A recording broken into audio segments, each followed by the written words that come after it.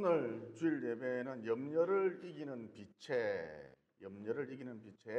믿음으로 반응하라. 그러니까 믿음의 방파제를 세우라. 염려를 이기려면 믿음의 방파제를 세우라. 구체적으로 자꾸 말씀을 주장함으로, 선포함으로, 암송함으로, 읊조림으로 염려라고 하는 것이 내 인생을 함몰시키지 못하도록 자꾸 말씀을 읊조리라는 것이죠. 외우고 보고 주장하라는 것이죠. 그리고 염려를 자꾸 기도로 치환하여서, 염려를 혹은 찬양으로 치환하여서 믿음의 근육을 키우라는 것입니다. 그러니까 염려가 생긴다고 해서 염려를 가만히 내버려 두지 말고 내 믿음의 근육을 키우는 쪽으로, 내 믿음의 근육을 키우는 쪽으로 선용하라. 이런 제목으로 잠깐 시간 은혜를 나누고자 합니다. 여러분, 인생을 살아보니까 어떻습니까? 고난이 있죠. 고통이 있습니다. 그러면 그 이유가 무엇일까요? 한마디로 인류 최초의 조상 아담과 하와가 선악과를 따먹었기 때문입니다. 여러분, 사람이 곧 아담과 하와가 선악과를 따먹었다는 것은, 하나님이 먹지 말라 한 선악과를 따먹었다는 것은 이 세상에 죄가 들어왔다는 것을 의미하거든요. 그러니까 인생 가운데 왜 고통이 끊이지 않는가, 고난이 끊이지 않는가, 또 더 나아가서 전쟁, 기근, 지진, 전염병으로 지구촌 전체가 몸살을 앓고 있는데, 정말이지 종말을 향해 치닫고 있는데 왜 이런 일이 벌어지는가? 한마디로 죄 때문이다라는 것이죠. 어쨌든 인생이란 고난의 연속이다, 이렇게 볼 수가 있죠. 그러면 불교에서는 인생을 어떻게 정의 내리고 있는가? 고해다 그러거든요. 그러니까 인생이란 고난의 바다다라는 것이죠. 따라서 삶과 고난은 항상 붙어 다니니까 하루하루를 살아갈 때에 많은 사람들이 염려하면서 살아가지요. 늘 염려합니다. 많은 사람들이 늘 염려합니다. 염려가 끊이지 않죠. 이런 여자 청년이 있었습니다. 고등학교를 졸업한 다음에 곧바로 대학에 들어가지 못하고 재수를 했습니다. 그런데 어느 학원에 다녀야 할지를 늘 고민했습니다. 어느 학원에 다니지 늘 염려했다는 것이죠. 그래서 제가 아무 학원이나 가라. 재수학원 거기서 거기다. 하지만 그럼에도 불구하고 무려 넉 달씩이나 어디로 가지 고민하고 염려했다는 것이죠. 이어 드디어 넉 달 만에 한 학원을 선택해서 다녔는데, 그곳에서 어떤 남학생과 눈이 맞았습니다. 그래서 저한테 말하기를, 목사님, 정말 백마탄 왕자를 만났습니다. 놓치기 너무너무 아까워요. 그런데 목사님, 이 남자를 만나는 게 하나님 뜻인지, 하나님 뜻을 알 수 없으니까 제가 어떻게 해야 할지 고민입니다. 염려가 됩니다. 그래서 제가 그 남자를 잡아라. 그러면 제가 그 여자 청년의 인생을 책임질 수도 없으면서 왜 이런 식으로 쉽게 말을 내뱉었느냐? 여러분, 지금 이 여자 청년은 재수를 하고 있잖아요. 그러면 공부에 전념해야지, 집중해야지. 남자하고 눈이 맞았다라는 것은 무엇을 의미합니까? 상태가 안 좋구나, 상태가 참 심각하구나, 이것을 의미하죠. 그래서 제 생각에 이 여자 청년이, 상태가 좀 안 좋은 이 여자 청년이 그 남학생을 못 잡을 줄 알고 그 남자를 잡아라 그랬다는 것이죠.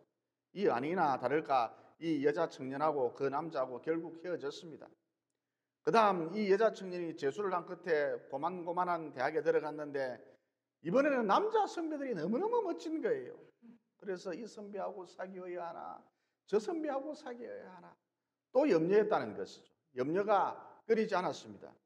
그리고 대학을 졸업할 즈음 한 과목을 펑크내는 바람에 어떻게 해야 하나, 또 밤낮으로 염려를 했다는 것이죠. 그래서 제가 담당 교수님하고 의논을 해봐라. 대개 이런 경우 리포터로 대체하는 게 일반적이지 않느냐. 목사님, 이미 담당 교수님하고 얘기를 해봤는데 리포터로 대체를 해줄 수가 없대요. 내일 모레가 졸업인데 내보고 다시 수강하랍니다. 목사님, 어쩌죠? 큰일 났습니다. 그러니까 담당 교수님께서 이 여자 청년의 생활 태도, 학업 태도에 문제가 있다고 판단을 하고 대개 리포터로 대체를 하기 마련인데 너 다시 수강해 그랬다는 것이죠. 그래서 이 여자 청년이 말하길, 목사님, 교수님의 마음이 바뀔 수 있도록 기도 좀 해주십시오. 여러분, 이 여자 청년이 이런 식으로 말을 하면 안 되고 자기의 생활 태도부터 점검해 봐야겠죠. 아무튼 우여곡절 끝에 졸업 직전에 담당 교수님의 배려로 리포터로 빵꾸난 그 과목을 배울 수가 있었고 겨우 졸업은 할 수 있었습니다. 이어 졸업을 한 다음에 어떤 무역회사에 들어갔는데 서너 달 간격으로 자꾸 회사를 바꾸는 거예요. 그러니까 회사에 다니면서 적응할 생각은 안 하고 어느 회사에 다니지 또 고민하고 고민을 반복했다는 것이죠. 이어 그러던 중 한 회사를 정해서 2년쯤 다녔고 그 직장의 남자 대리와 결혼을 했습니다. 그런데 이번에는 임신이 잘 안 되는 거예요. 그래서 이번에는 이 문제 때문에 임신이 잘 안 되니까 이 문제 때문에 늘 고민과 염려의 연속이었다는 것이죠. 이어 그러던 중에 시험관 시술을 통해서 겨우 임신에 성공을 했습니다.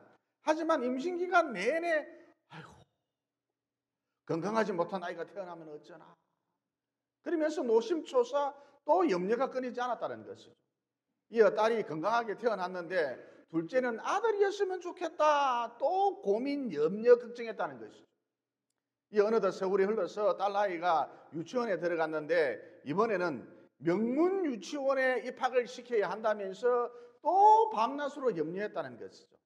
그러니까 재수 시절부터 한 아이의 엄마가 될 때까지 한 사람의 일생을 들여다보았는데 염려하려고 마음을 먹으니까 그 염려가 한도 끝도 없었다는 것이죠. 염려가 끊이지 않았다는 것입니다. 염려가 꼬리에 꼬리를 물었다는 것입니다.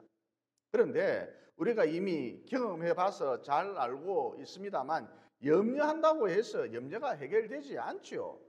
그러면 염려와의 싸움에서 승리하려면 어떻게 해야 하는가? 너무 뻔한 얘기라서 여러분이 식상할 수도 있는데 하나님 언제나 내 삶을 주관하고 계신다. 하나님이 나의 목자가 되신다. 즉 하나님을 믿는 믿음, 이 믿음으로 다른 게 아닙니다.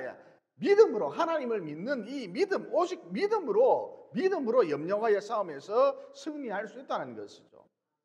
여러분 방금 말씀드렸듯이 너무 뻔한 얘기라서 여러분이 식상할 수도 있는데 최종 승리의 비결은 믿음입니다. 끝까지 믿으면 내가 이깁니다. 끝까지 믿으면 내 삶 가운데 풍성한 열매가 맺힌다는 것이죠. 믿음이라고 하는 것이 마침내 이김을 가져다 준다는 것입니다. 그래서 고난이란 무엇인가? 삶 속에 닥쳐온 위기, 시련, 고난 이게 도대체 무엇인가? 성경에서는 이를 연단 혹은 훈련이라 그러는데 내 삶 속에 다가온 위기, 시련, 고난이라고 하는 것이 도대체 무엇인가? 한마디로 내 믿음의 근육을 키우는 헬스 기구라 할 수가 있습니다. 그러니까 고난 중일 때 자꾸 믿음으로 반응하면 내 믿음의 근육이 탄탄해진다는 것이죠. 이렇게 믿음의 근육이 탄탄해지면 웬만한 고난은 쉽게 뛰어넘을 수가 있겠죠. 더 나아가서 오히려 고난을 통해서 내 삶 가운데 풍성한 열매가 맺힌다는 것이죠. 다시 말해서 고난 중일 때 내 삶 가운데 고난 중일 때 자꾸 믿음으로 반응하면 고난이 왔을 때 믿음으로 반응하면 고난이 고난으로 끝나는 것이 아니라 오히려 고난이 나를 성장시켜주는 나를 자라게 하는 나를 깊게 만들어주는 더 나아가 열매 맺도록 하는 자양분이 된다는 것이죠. 그래서 고난으로 인하여 위기로 인하여 염려가 엄습해 올 때에 가만히 있으면 안 되고 앞서 말씀드린 대로 하나님 언제나 내 삶을 주관하고 계신다. 하나님이 나의 목자가 되신다.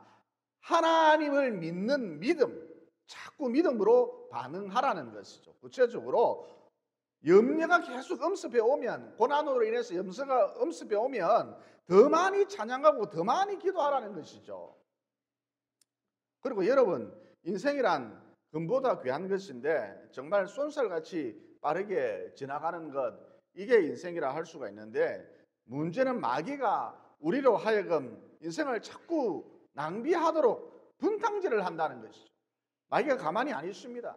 마귀가 어떻게 분탕질을 하느냐? 가장 대표적인 것이 자꾸 후회하도록 만든다는 것이죠.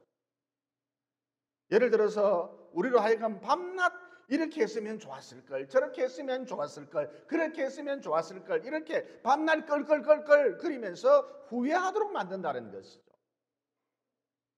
그래서 자꾸 인생을 낭비하도록 만들어요. 또 마귀가 어떻게 분탕질을 하느냐? 우리가 인생을 낭비하도록 어떻게 분탕질을 하느냐? 무엇보다 우리로 하여금 밤낮 무엇하도록 염려하도록 만든다는 것이죠. 여러분 인생이란 무엇이라고 한마디로 정의해 볼 수가 있을까요? 인생이란 충전된 건전지다 이렇게 볼 수가 있습니다. 그런데 우리가 자꾸 마귀의 술수에 말려들어서 염려하게 되면 그만 이 인생 충전지가 방전돼 버린다는 것이죠. 그래서 어떤 결과가 나타나느냐? 사는 게 싫어져요. 염려하면 사는 게 싫어집니다. 또 사명을 감당해 보고자 하는 의욕도 떨어집니다. 한마디로 사람이 무기력증에 빠진다는 것이죠. 따라서 자꾸 염려가 된다면, 염려가 끊이지 않는다면 이게 마귀의 공격인 줄 알고 계략인 줄 알고 가만히 있으면 안 되고 앞서 말씀드린 대로 자꾸 믿음으로 받아쳐야 한다는 것이죠. 믿음으로 반응해야 한다는 것입니다. 하나님 언제나 내 삶을 주관하고 계신다. 하나님 나의 목자가 되신다. 즉 하나님을 믿는 믿음, 이렇게 자꾸 믿음으로 반응하는 것, 이게 꼭 필요하다는 것이죠. 그러면 믿음으로 받아친다. 염려가 끊이지 않을 때 내가 매 순간 믿음으로 반응한다. 좀 더 디테일한 구체적인 방법이 없는가? 있습니다. 염려가 음습에 올 때 여러분 자꾸 말씀을 주장하라는 것이죠. 예를 들어서 지금 너무 충격적인 사건으로 인해서 또 처리해야 할 일이 너무 많아서 힘들 때 염려하지 말고 로마서 8장 37절로 39절 말씀을 자꾸 주장하라는 것이죠.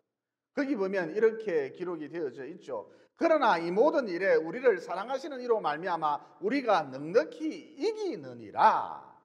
내가 확신하노니 사망이나 생명이나 천사들이나 권세자들이나 현재의 일이나 장래의 일이나 능력이나 높음이나 기쁨이나 다른 어떤 피조물이라도 우리를 우리 주 그리스도 예수 안에 있는 하나님의 사랑에서 끊을 수 없느니라.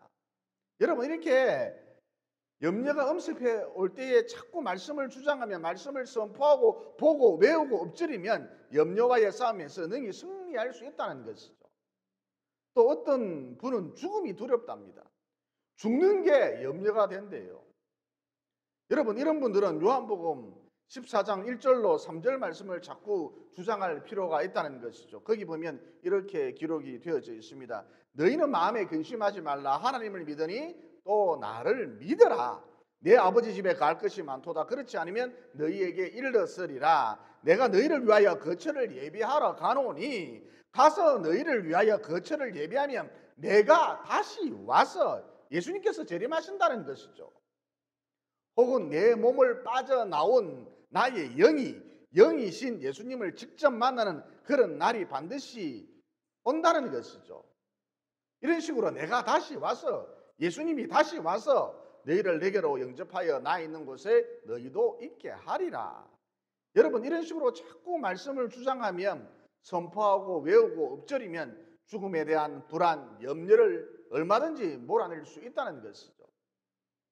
또 여러분에게 일일이 알려드릴 수는 없고 저에게 고민되는 문제가 좀 있는데 참 염려가 됩니다. 상당히 염려가 됩니다.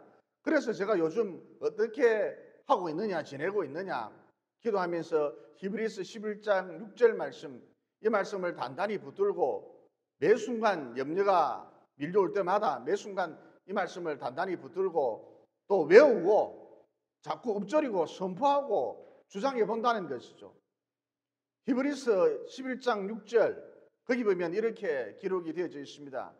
믿음이 없이는 하나님을 기쁘시게 하지 못하나니 하나님께 나아가는 자는 반드시 그가 계신 것과 또한 그가 자기를 찾는 자들에게 상 주시는 이심을 믿어야 할지니라.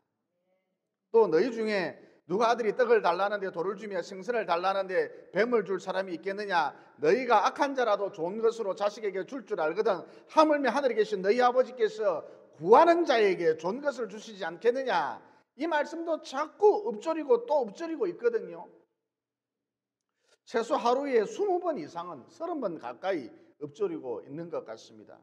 아무튼 이렇게 염려, 걱정, 근심의 파도가 밀려올 때에 자꾸 말씀을 주장하는 것, 선포하는 것, 외우고 엎드리는 것, 이게 염려의 파도가 나를 삼키지 못하도록 방파제 역할을 한다는 것이죠. 그래서 정리해 보면 염려가 끊이지 않는 것, 마귀가 나를 방전시키려고 인생을 낭비하도록 분탕질하는 것이다. 그러므로 염려가 음습해 올 때에 하나님 언제나 내 삶을 주관하고 계신다. 하나님이 나의 목자가 되신다. 즉 하나님을 믿는 믿음, 이 믿음으로 반응하라. 염려가 밀려올 때에 믿음으로 반응하라. 구체적으로 더 많이 기도하고 더 많이 찬양하라. 그러니까 염려라고 하는 것을 기도로, 염려라고 하는 것을 찬양으로 취한함으로써 염려를 통해 오히려 내 믿음의 근육을 키우라는 것이죠. 또 말씀을 암송하고 외우고 주장하고 선포하고 자꾸 엎드리고 이런 식으로 믿음의 방파제를 세우라. 염려가 나를 함몰시키지 못하도록 믿음의 방파제를 세우라는 것이죠. 말씀을 자꾸 주장하고 엎드림으로 믿음의 방파제를 세우라는 것이죠. 그러면 마침내 염려와의 싸움에서 승리할 뿐만 아니라 이윽고 열매 맺는 삶이 펼쳐진다는 것이죠. 덧붙여서 우리가 왜 염려하면 안 되는가? 그 이유는 아주 간단합니다. 염려한다고 해서 염려의 문제가 1도 해결되지 않기 때문인 것이죠. 27절에 보면 이런 말씀이 나오죠. 너희 중에 누가 염려함으로 그 키를 한 자라도 더할 수 있겠느냐. 그러니까 이미 결정된 것으로 염려하지 말라는 거예요. 예를 들어서 키가 작은 것, 저처럼 피부가 시커먼 것, 건강 체질이었으면 좋겠는데 그렇지 못한 것, 또 푸르지오 아파트로 이사를 가려고 했는데 돈이 없어서 포르치오 빌라로 이사 간 것, 또 A 대학에 들어가려고 했는데 성적이 좀 모자라서 B 대학에 들어간 것, 이렇게 이미 결정된 것으로 염려하지 말라는 것이죠. 또 여러분, 원판불변의 법칙이라는 것이 있잖아요. 그러니까 아무리 얼굴 성형 수술을 해도 좀처럼 원판은 바뀌지 않는다는 것이죠. 따라서 정의 성형 수술을 하고 싶으시면 쌍꺼풀 수술 정도나 하고 말 것이지, 자기 얼굴에 대해서 밤낮 걱정하고 염려함으로 툭하면 칼을 대는 것, 바람직하지 않다는 것이죠. 그러니까 앞서 말씀드린 대로 이미 결정된 것으로 염려하지 말아라.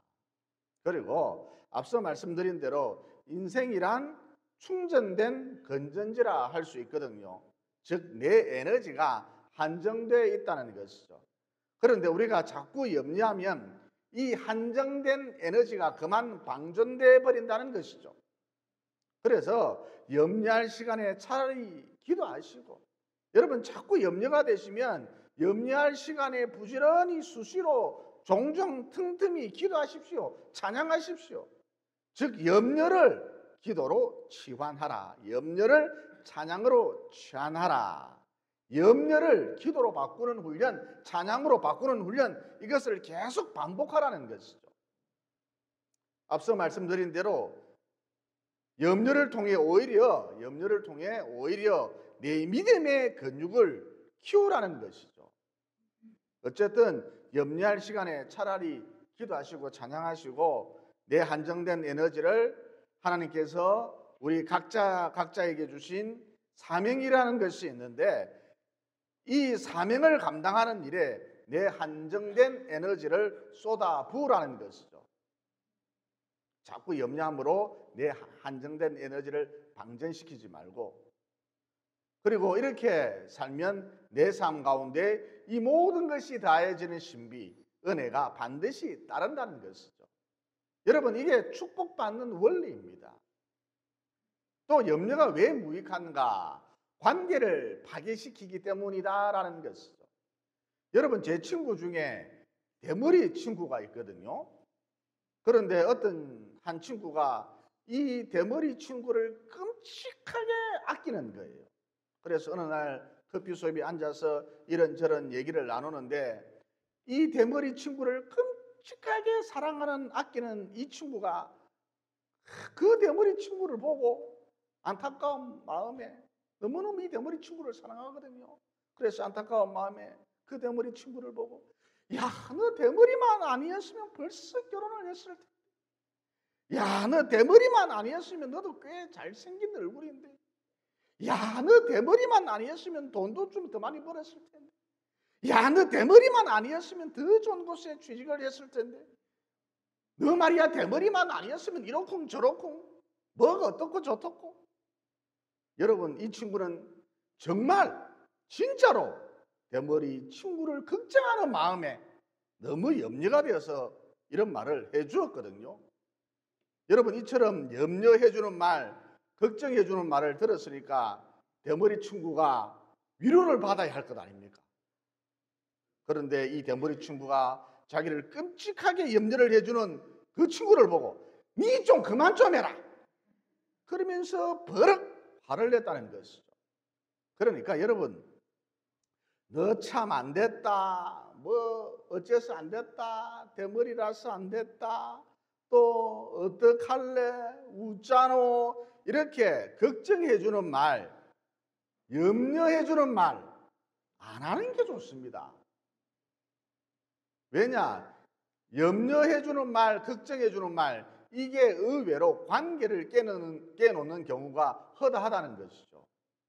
그러면 우리는 어떤 식으로 말을 해야 하는가? 예를 들어서 꼴등 대학을 나왔다 할지라도 거기라도 나왔으니까 얼마나 다행이고, 거기도 못 나온 사람 천지백갈이 아이가. 거기라도 나왔으니까 얼마나 잘된 일이고, 니는 선택받은 사람인기라.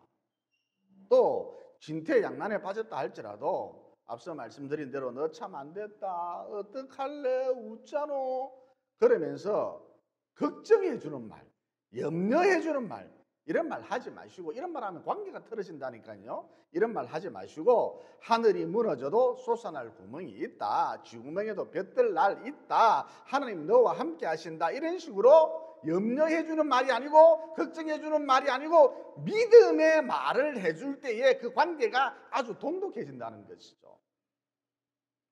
또 염려라고 하는 게 아무것도 아닌 것 같아도 코로나 같은 전염병 같아서 자기는 물론 주변까지 모두 죽여 놓는다는 것이죠. 예를 들어서 민수기 13장에 보면 가나안 땅을 정탐하고 온 10명의 정탐꾼들이 다음과 같이 말했죠. 이르되 우리는 능히 올라가서 그 백성을 치지 못하리라. 가나안 땅 차지하지 못한다는 거예요. 또 그들은 우리보다 강하니라. 가나안 땅에 살고 있는 민족들 결단코 쫓아낼 수 없다는 거예요. 또 그들에 비하면 우리는 꼭 메뚜기 같더라. 하나님이 우리와 함께 하신들 우리는 메뚜기처럼 하찮은 존재라는 거예요. 그러니까 10명의 정탐꾼들 이런 식으로 밤낮 걱정하고 10명의 정탐꾼들 밤낮 염려했다는 것이죠. 이런 걱정의 말, 염려의 말을 들은 이스라엘 백성들이 어떻게 했습니까? 모세를 향하여, 아론을 향하여 그냥 우리를 애굽에서 종살이 하도록 내버려 두지 뭐하러 이 광야까지 끌고 나왔느냐, 그러면서 원망하고 단식하고 불평했었죠. 여러분, 원망이 가득한 민족, 늘 불평하는 민족에게는 장래가 없거든요. 미래가 없습니다. 소망이 없습니다. 그래서 당시 이스라엘 백성들 어떻게 되었습니까? 한 사람도 가나안 땅에 들어가지 못하고 광야 생활 도중에 모두 생을 마감하고 말았죠. 그러니까 이 염려가 도대체 무엇이냐? 염려는 자기도 죽여놓고 자기 가족도 죽여놓고 자기 주변 사람도 죽여놓고 더 나아가서 공동체까지 죽여놓는다, 파괴시킨다라는 것이죠. 이게 염려의 약성입니다. 그 다음 염려라고 하는 것, 방금 말씀드린 대로 마치 죽음의 바이러스 같은 것인데, 믿음이란 도대체 무엇이냐? 믿음의 말, 믿음이란 도대체 무엇이냐? 살리는 바이러스다, 이렇게 볼 수가 있습니다. 염려는 죽음의 바이러스, 믿음은 살리는 바이러스, 믿음은 생명의 바이러스라 할 수가 있습니다. 예를 들어서 이런 여집사님이 있었습니다. 남편이 없는 과부인데 먹고 사는 문제 때문에 늘 바빴습니다. 그래서 아이들 건사를 제대로 못하는 거예요. 아이들이 항상 꾀죄죄한 그런 모습을 하고 있었습니다. 미얀마에 제가 아직 안 가봤습니다만 꼭 미얀마 아이들 같았습니다. 그런데 이 여집사님 아이들한테 이 버릇처럼 이 고난 때문에 우리가 더 깊어진다, 이 어려움 때문에 우리가 더 성숙해진다. 하나님이 너희들을 크게 사용하시려고, 애가 5이 있었는데 하나님이 너희들을 크게 사용하시려고 어릴 적부터 이런 어려움을 주셨다. 이 연단, 이 훈련 뒤에 말로 다 할 수 없는 영광이 있다. 늘 입버릇처럼 아이들이 듣거나 말거나 늘 입버릇처럼 이런 믿음의 말을 하는 거예요. 그리고 엄마가 이렇게 믿음의 말을 하니까 아이들도 엄마를 본받아서 자기들도 엄마와 똑같이 믿음의 말을 즐겨 사용했다는 것이죠. 예를 들어서 제가 그 아이들을 보고 너희들 맨날 편의점 삼각김밥 사 먹는데 너희들 서글프지 않니? 아이고 목사님 무슨 말씀을, 삼각김밥 매일 먹을만 해요. 얼마나 맛이 다양한데요. 이거라도 먹을 수가 있으니까 얼마나 다행입니까 목사님. 목사님 하나님이 우리를 끔찍하게 사랑하시는가 봐요. 매일 삼각김밥 먹을 수 있으니까. 그리고 목사님이 한 끼 굶는다고 해서 안 죽거든요. 다이어트도 되고 얼마나 좋습니까? 그러니까 여러분, 염려를 이길 수 있는 비책이 무엇이냐? 반복되는 말씀입니다만 하나님 언제나 내 삶을 주관하고 계신다. 하나님이 나의 목자가 되신다. 즉 하나님을 믿는 믿음으로 반응하라. 구체적으로 염려를 기도로, 염려를 찬양으로 자꾸 치환시키는 그 작업을 반복하라. 그래서 내 믿음의 근육을 키우라는 것이죠. 즉 내 믿음의 근육을 키우는 데 있어서 이 염려라고 하는 것을 선용하라는 것이죠. 또 자꾸 말씀을 주장함으로, 선포함으로, 외움으로, 읊조림으로 염려가 나를, 내 인생을 함몰시키지 못하도록 믿음의 방파제를 세우라는 것이죠. 또 믿음의 말, 목사님 이거라도 먹을 수 있으니까, 편의점 김밥 이거라도 먹을 수 있으니까 얼마나 다행입니까? 하나님 우리를 끔찍히 사랑하시는가 봐요. 이런 믿음의 말, 이게 염려를 이기는 비책이다라는 것이죠. 이런 맥락에서 여러분, 믿음의 말이란 나와 내 주변을 살려놓는, 공동체를 살려놓는, 살리는 바이러스다라는 것이죠. 믿음은 생명의 바이러스다라는 것이죠. 반면 염려는 앞서 말씀드린 대로 죽음의 바이러스다라는 것이죠. 내가 염려하면 나와 내 주변을 다 죽여놓습니다. 그러므로 하나님께서 내게 한정된 에너지를 주셨는데 자꾸 염려함으로 이 에너지를 방전시키지 말고 사명 감당하는 일에 집중함으로 마침내 이 모든 것이 다해지는 신비, 이 모든 것이 다해지는 은혜 가운데 살아가시고, 또 염려를 기도로, 찬양으로 늘 치환하는 것은 물론 염려를 통해서 내 믿음의 근육을 자꾸 키우라는 거죠. 이렇게 염려를 기도로, 찬양으로 늘 치환하는 것은 물론 내가 어디서 무엇을 하든지 간에 믿음의 말을 자꾸 사용하셔서, 즉 살리는 바이러스, 생명의 바이러스를 자꾸 퍼뜨려서 염려와의 싸움에서 최종 승리할 뿐만 아니라 나와 내 주변을, 공동체를 모두 살려놓는 영적 능력자들이 모두 되시기를 예수님 이름으로 진심으로 축원을 드립니다. 기도드리겠습니다. 사랑의 하나님, 오늘 말씀을 통해 염려와의 싸움에서 승리하려면, 그리고 마침내 열매 맺는 삶을 살려면 어떻게 해야 하는가? 믿음으로 반응하는 것이다. 이런 진리를 깨닫게 되었습니다.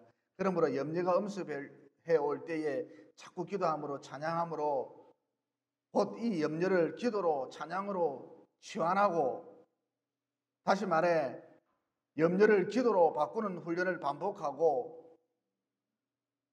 반복함으로써 염려를 통해서 오히려 내 믿음의 근육을 키워나가고, 또 염려가 밀려올 때에 이 염려를 가만히 내버려 두지 말고 말씀을 자꾸 보고 외우고 읊조리고 선포하고 주장함으로써 염려가 나를 함몰시키지 못하도록 믿음의 방파제를 세우고 마침내 드디어 풍성한 열매를 거둘 수 있도록 도와주시옵소서.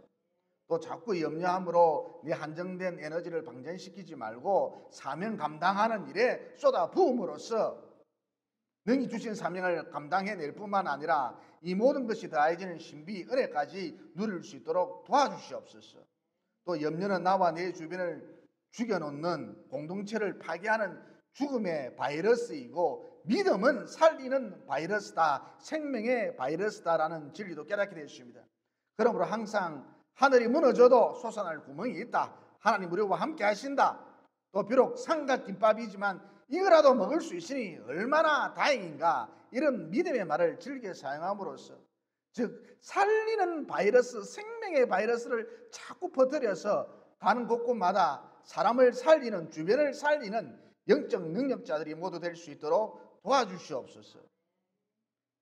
염려가 밀려올 때에 매 순간 믿음으로 반응하고 곧 더 많이 기도하고 더 많이 찬양하고 이렇게 믿음의 근육을 키우고 또 말씀을 날마다 읊조림으로 믿음의 방파제를 세워서 염려와의 싸움에서 최종 승리할 뿐만 아니라 마침내 우리가 풍성한 열매를 맺기 원하시는 예수님 이름으로 기도드리옵나이다.